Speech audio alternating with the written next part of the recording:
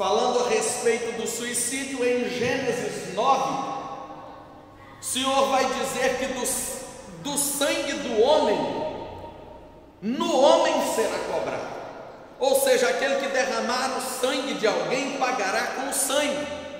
Essa palavra foi dita após Caim ter cometido ali o pecado de assassinar o seu irmão. Logo, cometer suicídio é tirar vida. Se eu tiro a minha vida ou se eu tiro outra vida, o pecado é o mesmo, é o pecado do assassinato. Portanto, à luz das Escrituras, o suicídio é pecado, ok? Fica bem claro isso aí. Eu vou citar aqui 3 personagens marcantes na palavra de Deus que tiveram pensamentos suicidas, mas que não chegaram a concretizá-los.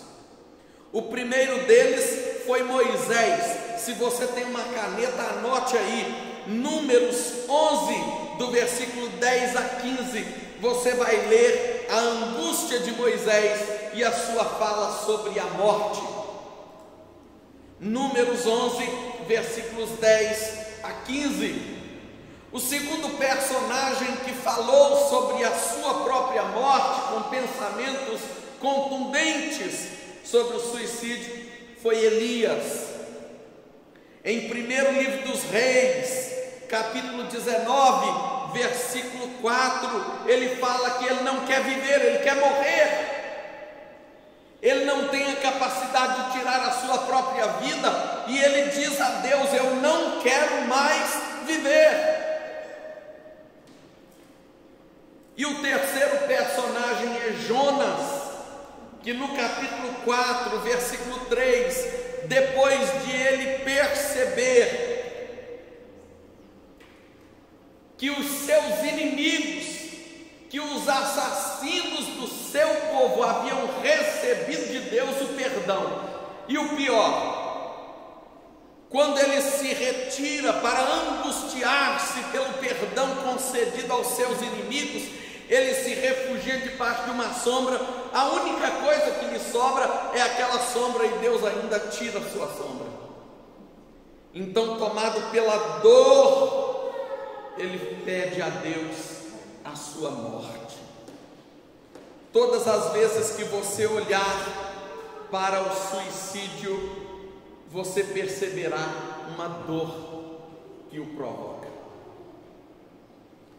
Há 3 suicídios concretizados nas Escrituras. O primeiro foi o suicídio de Saul. A dor de perder a batalha, o orgulho de não morrer nas mãos do adversário, leva Saul a deitar-se sobre a sua própria espada, tirando ele mesmo a sua própria vida. E isso está em 1º livro de Samuel, no capítulo 31. Saul, o rei, o primeiro monarca de Israel, foi um suicida. O segundo suicida que há na Bíblia chama-se Aitofel. A Bíblia diz que ele voltou para sua casa, despediu-se de seus familiares, depois retirou-se, amarrou uma corda e se enforcou. E isso está em 2 Samuel 17, no versículo 23. E o terceiro suicida que a Bíblia descreve é Judas, que depois de ser tomado pelo remorso de ter traído o Redentor, de ter traído o Filho unigênito de Deus, ele se retira para o mesmo campo que ele comprou com aquelas 30 moedas de prata, e naquele campo ele amarra, segundo alguns historiadores, uma corda à sua cintura e pula de um penhasco, e a pancada é tão grande que lhe corta o ventre, deixando as suas vísceras expostas. Isso está em Mateus 27, do versículo 3 ao versículo 5, o suicídio de Judas. Há algumas linhagens teológicas sobre o suicídio. Daqui a pouco você vai poder fazer suas perguntas. A primeira é a linhagem tradicional católica, que diz que o suicídio é imperdoável porque o suicida não teve tempo de confessar o seu pecado. E eu quero deixar bem claro a vocês que essa linhagem ela não emana da Bíblia, mas sim do pensamento romano de que os pecados devem ser confessados ao sacerdote para que sejam perdoados. É o sacerdote quem determina a penitência, é o sacerdote quem asperge o pecado do confessor. E se a pessoa não se confessou, morreu sem se confessar, ela morreu em pecado, e isso é imperdoável à luz da ideia católica romana. A segunda linhagem é a linhagem pentecostal ou neopentecostal.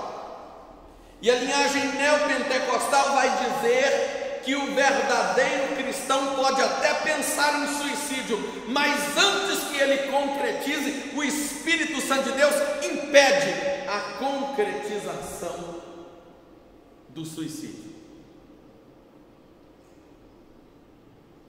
Uma ação sobrenatural de Deus impedindo a atitude ou intenção boa. O terceiro pensamento é o pensamento arminiano. E esse pensamento diz que se você pecar, você perde a salvação. Se você se arrepender, você recebe de volta a salvação. Logo, se você cometer suicídio, você perdeu a salvação, porque não teve tempo de se arrepender. E existe ainda um quarto pensamento, que é o pensamento de que o suicídio é pecado, mas não é imperdoável, porque só há um pecado imperdoável nas Escrituras. E este pecado está descrito em Marcos, no capítulo 3, do versículo 25 ao versículo 32. E esse eu gostaria que alguém abrisse a Bíblia e fizesse a leitura em voz alta. Marcos 3, de 25 a 32.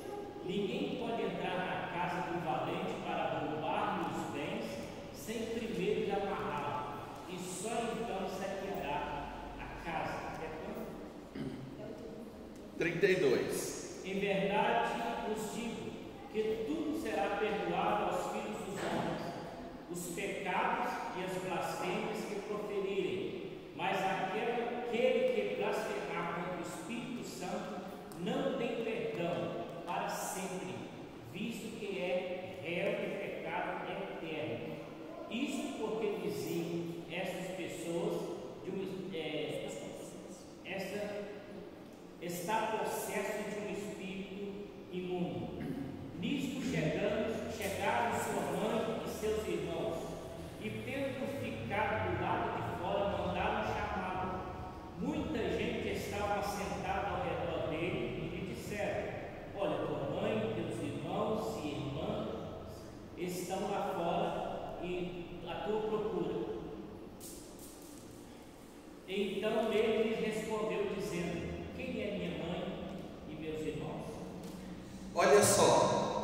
Se você olhar um pouquinho antes, no versículo 22, os escribas que haviam descido de Jerusalém diziam: ele está possesso de Beelzebul, e é pelo maioral dos demônios que expele os demônios. Presta atenção, o Senhor Jesus estava expulsando demônios, e os escribas então disseram o seguinte: olha, ele está possesso de Beelzebul, ele tem sobre si a autoridade do maioral dos demônios, é por isso que ele dá ordem e os demônios obedecem. Então o Senhor Jesus diz a eles que esse é o único pecado que eternamente é imperdoável. Qual é esse pecado? Atribuir a Satanás uma obra realizada pelo Espírito Santo de Deus.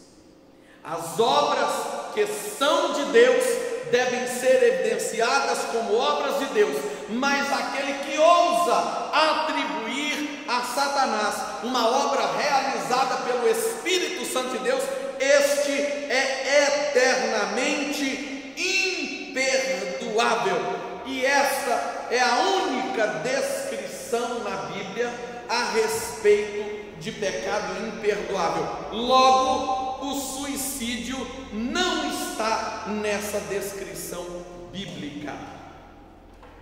Uma pergunta que não quer calar: Sansão cometeu suicídio? Eu falei dos suicidas bíblicos, mas ele não estava na lista. Ele é ou não suicida?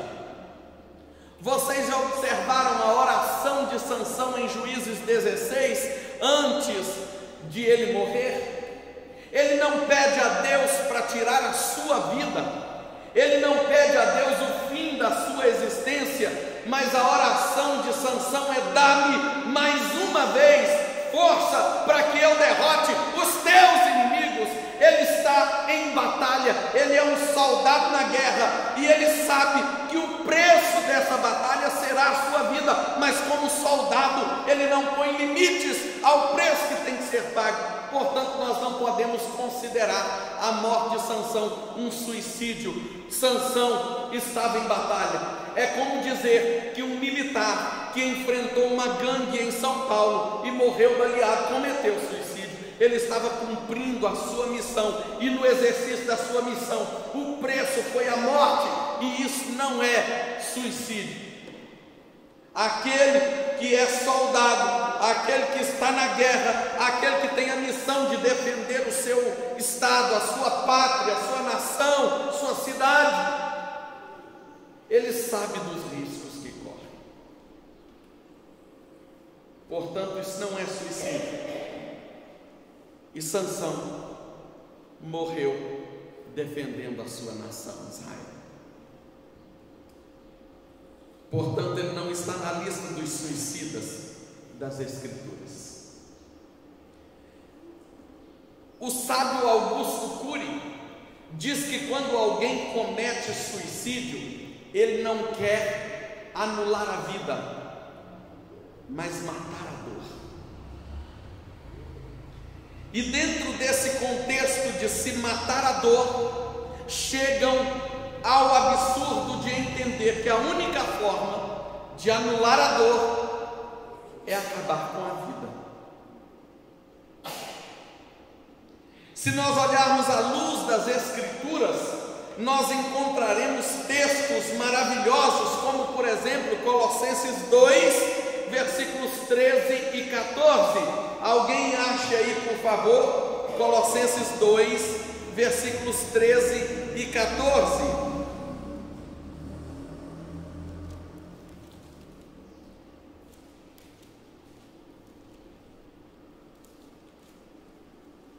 E a vós outros que estáveis mortos pelas vossas transgressões e pela incircuncisão da vossa carne, vos deu vida juntamente comigo, perdoando todos os nossos delitos, tendo cancelado o espírito de dívida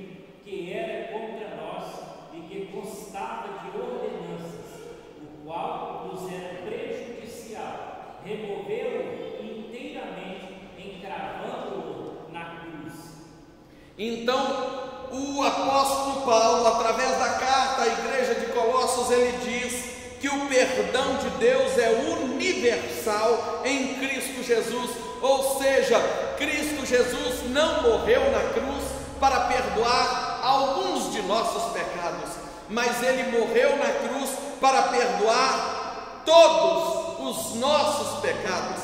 E para a gente entender melhor isso, eu mesmo farei a leitura de Hebreus 10, do versículo 11 ao 18, que diz: ora, todo sacerdote se apresenta dia após dia a exercer o serviço sagrado e a oferecer muitas vezes os mesmos sacrifícios que nunca jamais podem remover pecados. Jesus, porém, tendo oferecido para sempre um único sacrifício pelos pecados, assentou-se à destra de Deus, aguardando daí em diante até que seus inimigos sejam postos por estrado dos seus pés, porque com uma única oferta aperfeiçoou para sempre. Eu quero te convidar a repetir essa frase: aperfeiçoou quando? Para sempre. Quantos estão sendo santificados? E disto nos dá testemunho também o Espírito Santo, porquanto após ter dito: esta é a aliança que farei com eles depois daqueles dias, diz o Senhor, porei no seu coração as minhas leis, e sobre a sua mente as inscreverei. O Espírito Santo acrescenta também: de nenhum modo me lembrarei dos seus pecados e das suas iniquidades para sempre. Ora, onde há remissão destes, já não há oferta pelo pecado. Os judeus, mesmo na nova aliança, eles ainda ofereciam através do sacerdote todos os dias o sacrifício pelo pecado no altar. E o escritor aos Hebreus vem dizendo aqui, escrevendo aos hebreus convertidos, que este sacrifício oferecido pelo sacerdote lá no átrio do templo, ele não purifica pecado algum, porque o único sacrifício que purifica de uma vez por todas o pecado de toda a humanidade é o sacrifício de Cristo Jesus. E você precisa entender que dentro da tradição judaica, aquele que cometia suicídio não podia nem sequer ser velado, porque entendia que o pecado imperdoável, um dos pecados imperdoáveis, segundo a concepção judaica, é o suicídio. Então o suicida, ele não podia nem ser velado pelos seus familiares, ele não podia nem receber um sepultamento de honra, porque ele havia traído maldição eterna sobre si. E o Senhor Jesus vem dizendo que na cruz toda a cédula de dívida, toda, foi rasgada. Então ele está falando dos pecados de outrora, ele está falando dos pecados do presente, mas também dos pecados do futuro. Quando você olha para João 17, você vê ali a oração do Senhor Jesus, e ele vem falando do presente, do passado e do futuro, quando ele clama pedindo: Senhor, eu rogo por aqueles que o Senhor já me deu, mas também por aqueles que ainda hão de crer no teu nome. Então a oração dele é a favor daqueles que já são seus, mas daqueles que ainda se renderiam a ele. O perdão do Senhor Jesus para os pecados é para aqueles que nós já cometemos ou para aqueles que ainda haveremos de cometer. Logo, quando eu olho para as Escrituras, eu entendo que o suicídio é pecado, mas não há nenhum versículo, nenhuma citação de que ele é imperdoável. Não há nenhuma afirmação bíblica. E porque nós não podemos crer no suicídio como um pecado imperdoável, a Marilane fez a citação ali de que quem tira a vida e dá a vida é só o Senhor, e isso nós temos que concordar. Não matarás é uma ordem do Senhor Jesus, mas eu pergunto a vocês, nos 10 mandamentos também está dizendo: não roubarás. o ladrão vai para o inferno só porque roubou? Ou ele tem direito à salvação por meio da remissão dos pecados? Aquele que assassinou uma pessoa, ele tem ou não direito à remissão dos seus pecados? Aquele que adulterou, tem ou não direito à remissão dos seus pecados? Por que o suicida não teria esse direito? Pode responder em voz alta. Aí nós entramos dentro da confissão católica. O perdão vem apenas pela confissão. Se ele não confessou o seu pecado, ele não é perdoado. Mas o que a palavra de Deus fala com respeito à salvação? É aí que nós precisamos entender. Porque se eu entendo a salvação, eu entendo o suicídio. Note bem, Efésios 2, versículos 8 e 9, o mais conhecido entre nós, diz o quê? Porque isso não vem de vós. Quando eu leio, apóstolo Paulo vai dizer lá na carta aos Romanos, ele vai dizer o seguinte: porque eu estou bem certo de que nem a morte, nem a vida, nem anjos, nem principados, nem poderes, nem alturas, nem coisa do presente, nem do porvir, nada pode o quê? Nos separar, que está onde? Nada pode nos separar do amor de Deus, nem a vida, nem a morte.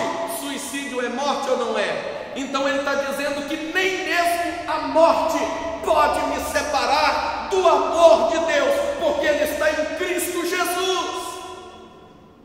Logo, se um suicida foi condenado ao inferno, ele foi condenado por homens, não por Deus. Biblicamente não há condenação para o suicida, porque nem mesmo a morte pode me separar do amor de Deus.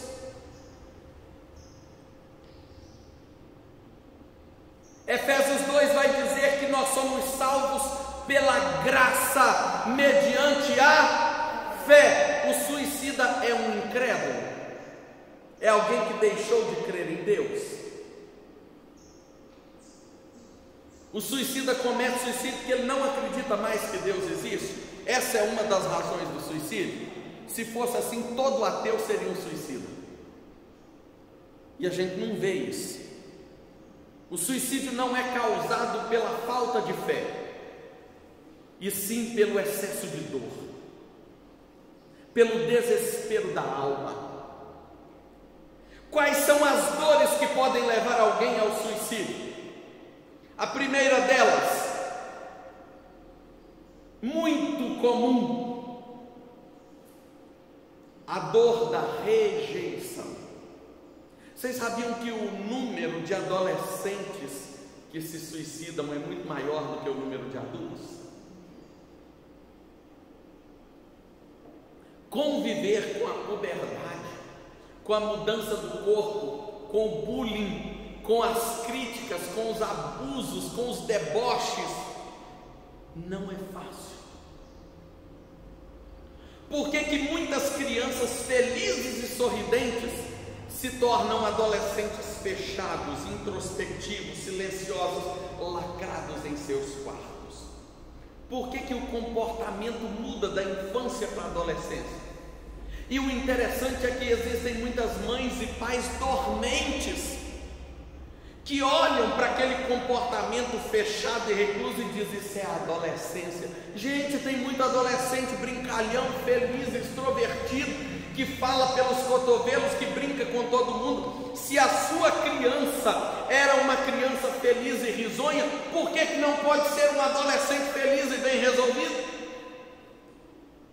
E o pior é que nós não percebemos isso, e nós simplesmente deixamos acontecer. E quando chega ao suicídio, a gente leva um susto e diz: nossa, mas eu não percebi que ele estava assim. Mudança de comportamento, a gente tem que ficar atento a isso. A rejeição. Outra situação que leva ao suicídio é a dor do descontrole, dívidas exageradas. Há uma galeria na Avenida Minas Gerais, e ela fica ao lado de um hotel famoso ali perto da pracinha Serra Lima, e há uns 20 anos atrás, mais ou menos, ali uma galeria de escritórios, e um certo homem saiu de um escritório dentro daquela galeria, e a situação dele na cidade era pública. Ele havia ido à falência e contraído dívidas absurdas, e ele saiu daquele escritório num desespero tão grande que, da mesma forma que ele abriu a porta e saiu, ele pulou daquele corredor, caindo uma altura de 4 andares e morrendo ali no meio da galeria. O desespero da cobrança e da incapacidade de pagar as dívidas que havia contraído. A terceira causa de suicídios no mundo é a depressão. E às vezes, e aí eu falo para você que não é depressivo, o problema de quem não é depressivo é que ele cobra do depressivo um motivo para sua tristeza, e chegam inclusive a apontar o dedo. O seu casamento por acaso está ruim? E o depressivo diz: não, está tudo bem dentro de casa. Você por acaso está faltando dinheiro ou comida dentro da sua casa? Não, está tudo sob controle. Você por acaso tem uma doença incurável? E o depressivo diz: não, eu não tenho. Então você não tem motivos para estar nessa angústia. Levanta, sacode a poeira. Não é esse o conselho que a gente recebe ou que a gente oferece quando estamos diante do depressivo. Ei, a depressão, na maioria das vezes, ela não é fruto das circunstâncias do presente, e sim do acúmulo de dores ao longo da vida.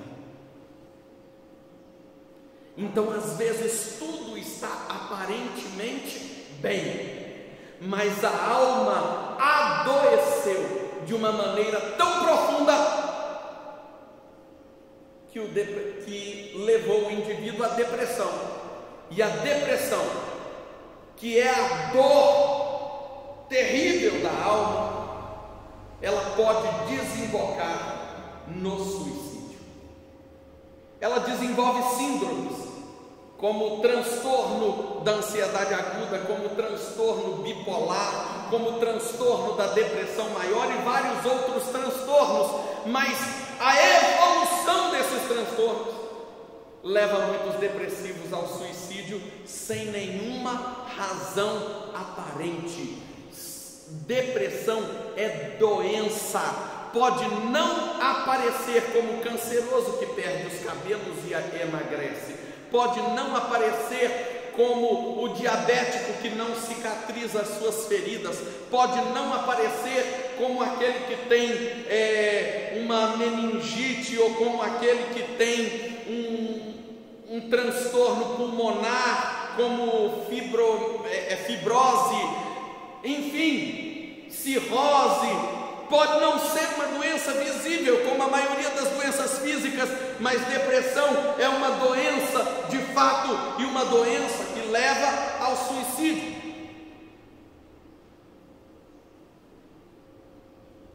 Quando nós analisamos o suicídio do ponto de vista do suicida, nós mudamos o nosso ponto de vista, porque percebemos que o suicídio não é morte voluntária, como ele é citado por nós. Porque voluntariedade requer vontade, e o suicida nunca teve vontade de morrer. Na verdade, a vontade do suicida é parar de sofrer.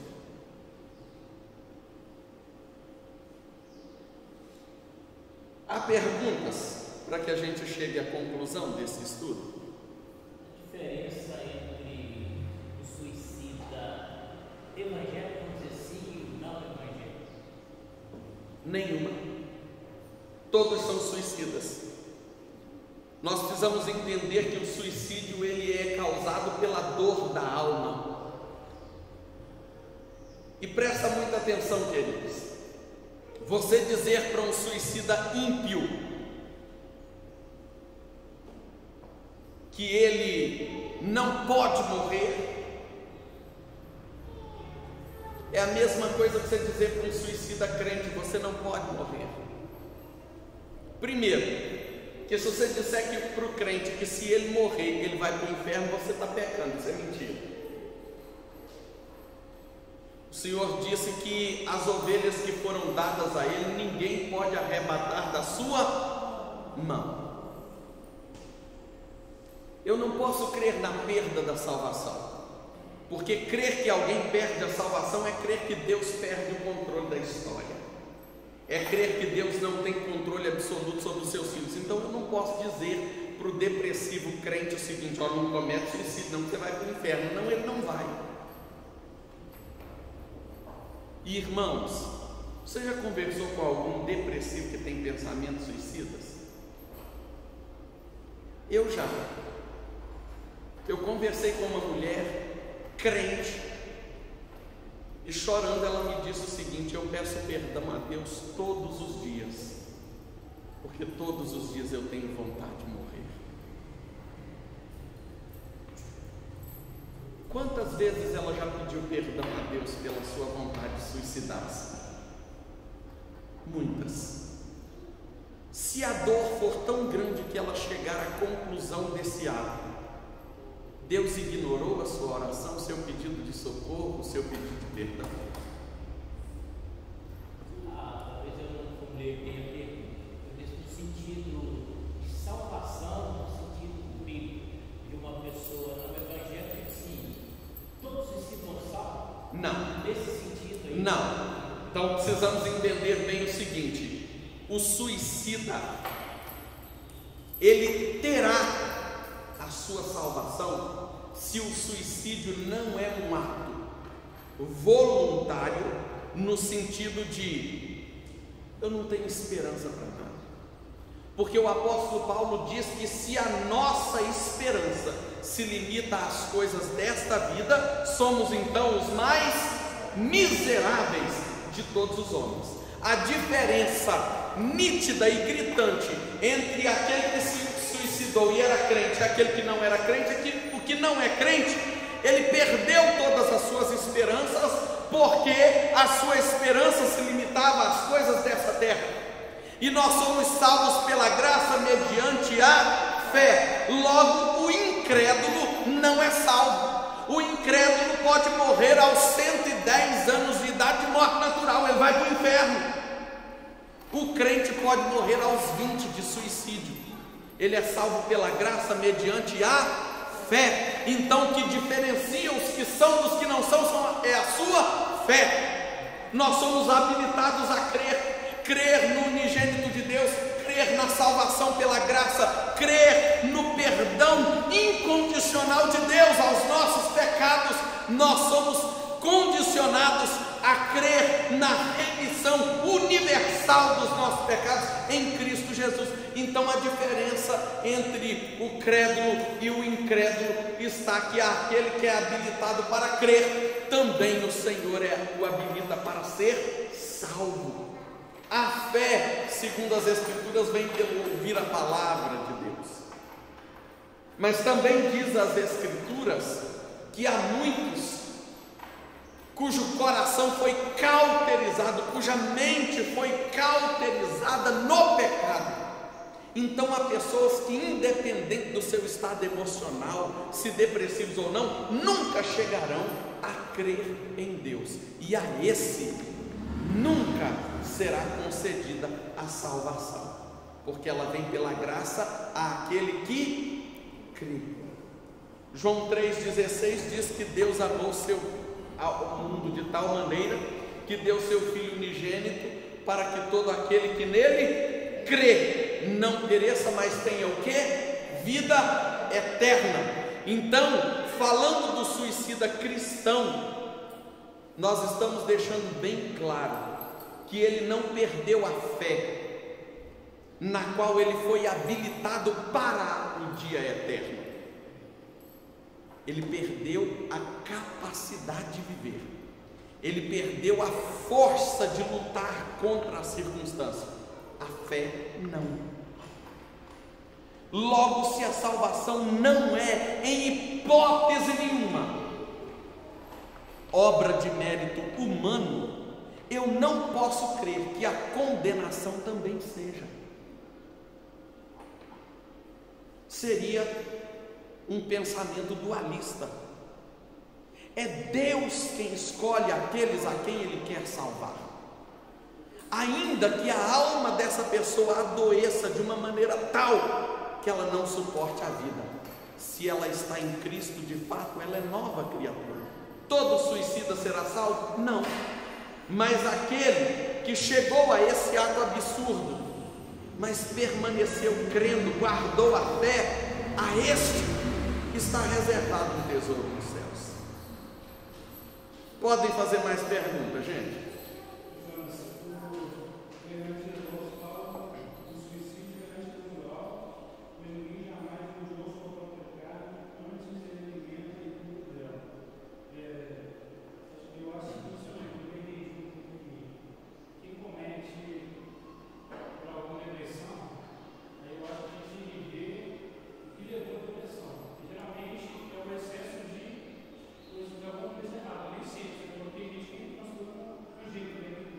Sim. Mas tem muita gente que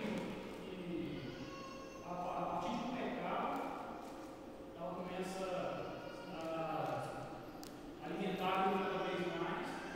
E aí, quando ela chega no meio do suicídio, a ponto dela não ter mais controle, mas o que levou ela a cometer o suicídio foi a série de ele, eu acho que para mim é pecado. Para mim certamente é condenado. Sim. Por exemplo, você falou da dívida.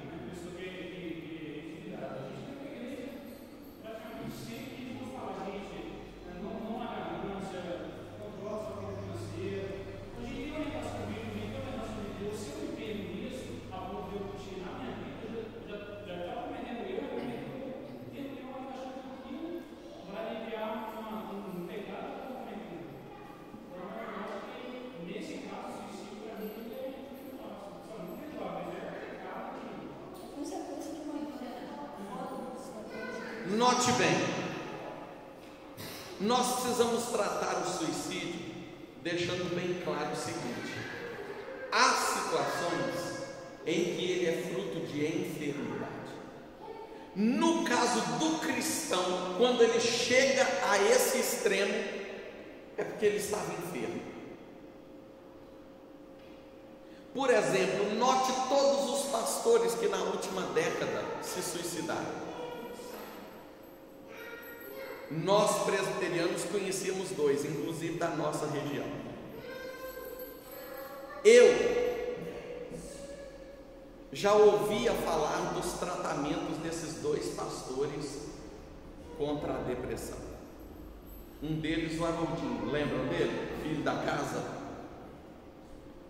Fazia um tratamento severo contra a depressão. A dor da alma, a circunstância, presta atenção, a dor bloqueia o raciocínio lógico, porque a fé, segundo o próprio apóstolo Paulo, é racional. A fé não é emotiva, a fé não é transcendental, ela é racional. Eu creio porque a minha consciência está moldada, polida, condicionada àquilo. Logo, se a fé é racional e a dor, quando chega no seu estágio intenso, ela bloqueia o racional, o suicida está pensando nas coisas racionais que ele leu na Bíblia, no curso de teologia que ele fez, nas exegeses em todas as questões escatológicas que ele já estudou na vida, ele está pensando nos sermões que ele já pregou, nos ensinos ou nos aconselhamentos que ele já fez. Não, porque a dor, quando chega ao seu estágio mais intenso, ela bloqueia o racional. Então é isso que a gente precisa observar. Um exemplo vívido disso.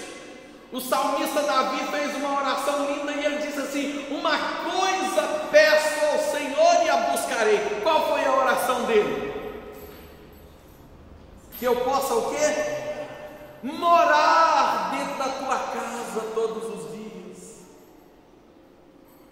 Aí lá no Salmo 51 ele escreve assim: restitui-me. O cara que amava os atos do Senhor, que diz: como eu amo os atos do Senhor, eu quero morar na casa do Senhor todos os dias. Chega uma fase da sua depressão, a um estágio da sua angústia tão grande que ele diz assim: Senhor, restitui a alegria da tua salvação. Ou seja, Deus, eu não quero mais morar na sua casa, eu não quero mais viver nos teus atos, eu perdi esse prazer. Ele perdeu a salvação por causa disso. Vocês entenderam onde chega o estágio da dor? E esse mesmo Davi escreveu o que está em 1 Crônicas 29, e olha o que ele diz no versículo 14: porque quem sou eu? E quem é o meu povo para que pudéssemos dar voluntariamente estas coisas? Porque tudo vem de ti, e das tuas mãos tu damos. Ele sabe que nada é dele, nem a sua própria vida. No entanto, ele olha para Deus e diz assim: eu não quero mais morar na tua casa, eu perdi a alegria dos teus atos. Vocês entenderam onde a depressão pode levar o ser humano? Viver uma vida dissoluta, de pecado, uma vida de prevaricações, não é consequência da depressão, é consequência da carnalidade do homem. O homem é condenado pelos seus pecados, o homem é condenado mediante as suas obras pecaminosas e a sua incapacidade de se arrepender. E como eu disse a vocês, do único testemunho depressivo que eu tenho, a depressiva cristã orava todos os dias pedindo a Deus perdão pelo desejo de morte. E na certa, nós podemos entender que o depressivo cristão, quando ele sente desejo da morte, ele luta ardorosamente contra isso. Ele ora dizendo: Senhor, nunca me deixe chegar a esse ponto. Senhor, nunca deixe que o meu pensamento seja consumido por isso. Senhor, nunca deixe que a minha alma seja tomada por essa situação. Senhor, nunca deixe que a minha dor me leve a esse estágio.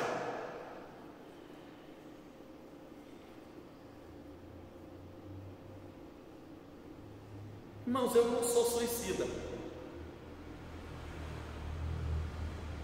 mas por umas 2 vezes eu cheguei a uma dor tão grande na alma que eu olhei para aquela janela ali da sala e disse: aqui é meu escape. Eu olhava para baixo e dizia assim: a quina desse muro aqui não vai me deixar sentir nem dor até eu morrer. A dor nos leva a conceber possibilidades, mas no mesmo tempo em que eu olhei e pensei essa besteira, na mesma hora eu disse: Senhor, eu não posso ser egoísta ao ponto de querer me livrar da minha dor e com isso incutir na minha família uma dor que eles podem não superar nunca mais. Tira isso da minha alma.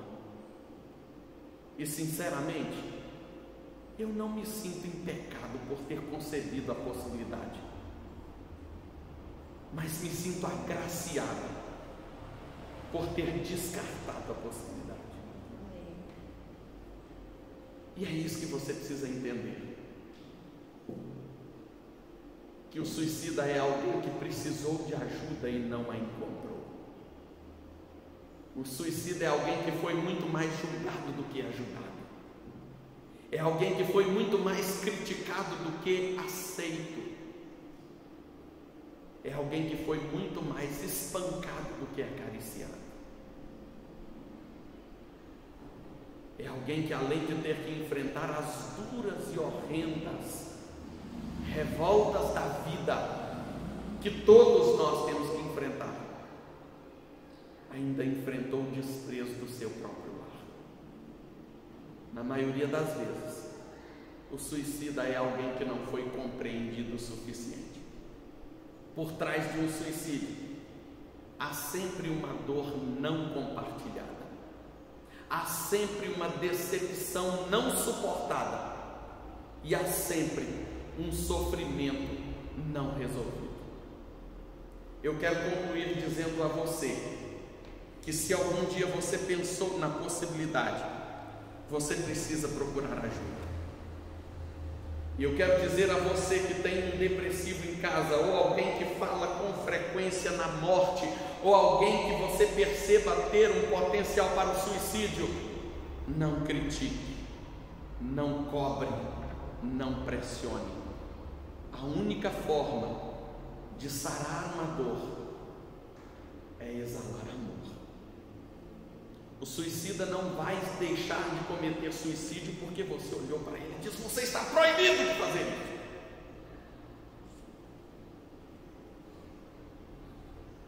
Mas ele pode reconsiderar a situação se ele ouvir que ele é amado de uma maneira tal que perdê-lo seria uma dor insuportável. Irmãos, a minha esposa me fala isso quase todo dia. Olha que interessante, né? Ela diz para mim assim: você não pode nem pensar em morrer. Você não tem noção de como a gente precisa de você. E quando a alma adoece, quando as dores da alma vêm, eu me lembro dessas palavras.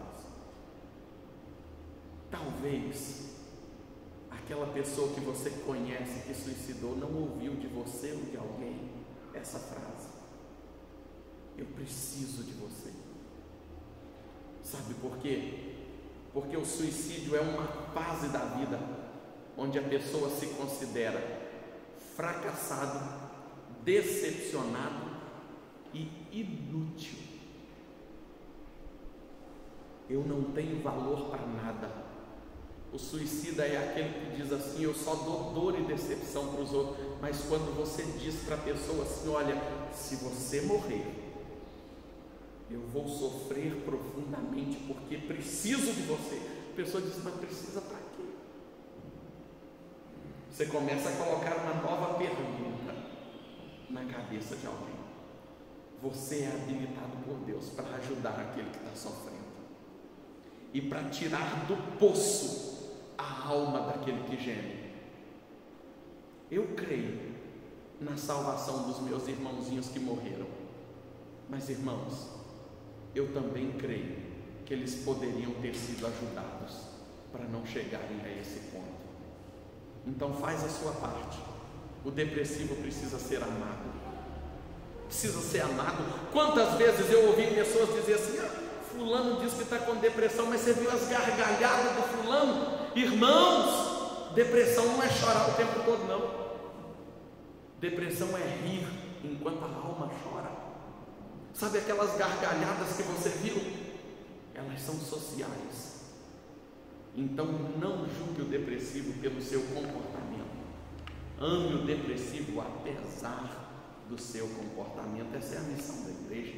Pode falar. Só em Isaías 35:8: e ali haverá bom caminho, caminho que se chamará o caminho santo. O imundo não passará por ele, pois será somente para o seu povo.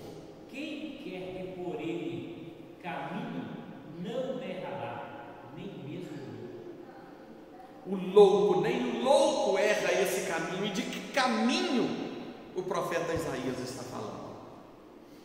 Está falando do céu, da eternidade. Então eu não posso crer que o enfermo que o depressivo, que aquele que está com a alma doente vai errar esse caminho, porque a palavra de Deus diz que ninguém pode errá-lo. As ovelhas que são dele, ninguém as arrebata da sua mão, nem mesmo a morte pode nos separar do amor de Deus que está em Cristo Jesus. São essas as afirmações que a Bíblia nos dá. Logo, eu entendo que o suicídio é uma atitude extrema de uma alma extremamente enferma que não foi suficientemente ajudada. Logo, eu não posso julgar o réu pelo suicídio. Ficou alguma dúvida com relação a isso, irmãos? Liberdade absoluta para perguntar e até mesmo para discordar. Amém? Vamos ficar de pé.